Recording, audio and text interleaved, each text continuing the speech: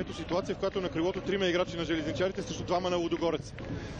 Опит за двойно подаване. Това тук ще бъде със сигурност картон за Марко Ранджелович.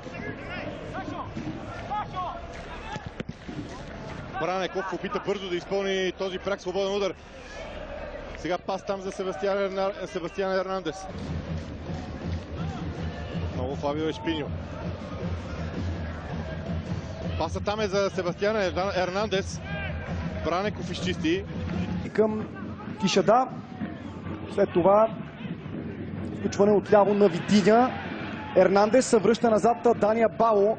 Топката му изчистена точно на... Дриблира сред играчи в зелено. В крайна сметка много лесно загуби топката. Кишада няма фал. Тук има авантаж. Подава на топка в центъра. Там е Ернандес. Продължава към Лумо. Удар и внимание. Това е един на... Умее ги тези диагонални подавания французина. Много точно намери Витиня до самата от линия. Центриране на Витиня. Има ли кой да нанесе удар по топката? Ернандес пада в наказателното поле. Все пак успява да върне през зоната на Михил Венков. Ерун Лумо ще се опита да центрира. Не, предпочете да върне назад към Шоко, който го прави. Кратко разбъркване в наказателното поле и никакви проблеми в последствие за Ник. И място в националния отбор на България. Подава вляво, където е Витиня. Той центрира Фалцово. Хубаво подаване на Витиня. Удар с глава в страни от врата. Александър Барт. Добро подаване към Витиня, който сваля с гърди към Дания Бало.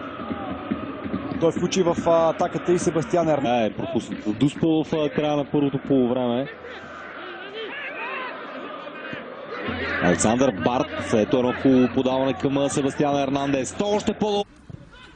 Изнасят по този начин топката с повече търпение. Ернандес към Кишада. Отново Ернандес. Този път вдясно от себе си за Михаил Александров. Центриране по земя. Поне за мен тук Калин Людмилов беше, може би, по-скоро прав, но решението е на съдиите. Няма какво да го коментира. До тук добре се развиват нещата. Сега Ернандес трябва да реши на къде да развие атаката. Решението е вдясно. Топката обаче отново е в колумбиеца. Хитър пас по земя, но малко по-дълъг от необходимото.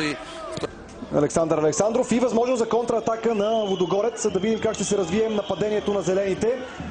Подаване към Ернандес. Шпагат в краката му и нарушение. Гарнирано чване на Дания Бало, който е съвсем сам на левия фланг. Йордан Тодоров спринтира, за да го покрие. Позабавиха се с подаването към Дания Бало гостите и сега атаката им преминава през центъра. Ще има време. Кайсара към Марселиньо. Марселиньо задържа, подава топката към Себастиан Ернандес. Той в наказателното поле. Ернандес какво ще направи? Марселиньо. Лесно загуби, след което обаче успява да си отнеме топката. Влиза в наказателното поле, връща назад. Себастиан Ернандес шутира и отново няма гол. Пак играч в оранжево е застав. Сега опит за подаване зад отбраната към Безяк. Себастиан Ернандес към Александров. Маргия.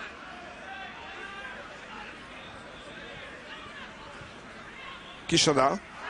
Към Ернандес има вдигнат факт за засада. Това е едно доста спорно решение. Изпълнение и много лошо за ЦСК, защото възможно за много опасна контратака. Абсолютно сам футболист на Лудогорец. Дали ще продължи Ернандес към Кишада. Прави го. Но в общи линии добре действа отбраната. Да видим сега дали ще стане нещо по-опасно. Шоко. Центриране в наказателното поле. Не излезна разчетено в... които доста плътно са се наредили. Играят с трима централни бранители. Върната назад. Ето този човек, който преди малко се размина с топката, Любомир Витанов. Сега връща се да помага на своите играчи. Ще бъде спечелен от отбора на домакините. Александров. Сега няма засада. Себастиан Ернандес. Тук вече Кишада може би ще вкара точно така. Топката ще достигне и до Мишо Александров. Точно така. Почва да прави Мишо Александров. Върната топка назад. Внимание сега Светло Дяков. Много технично и елегантно се опита да преодолее Биябдиков, но пък този... Към Кишада. Сега Кишада. Страхотно подаване на Кишада. Възможно за отбора на Лудогорец. Себастиан Ернандес. Технично изпълнение. Топката среща гредата и не влиза при това подаване. Сега атака отново за Лудогорец, обаче възможност и в крайна сметка резултата е 4-0.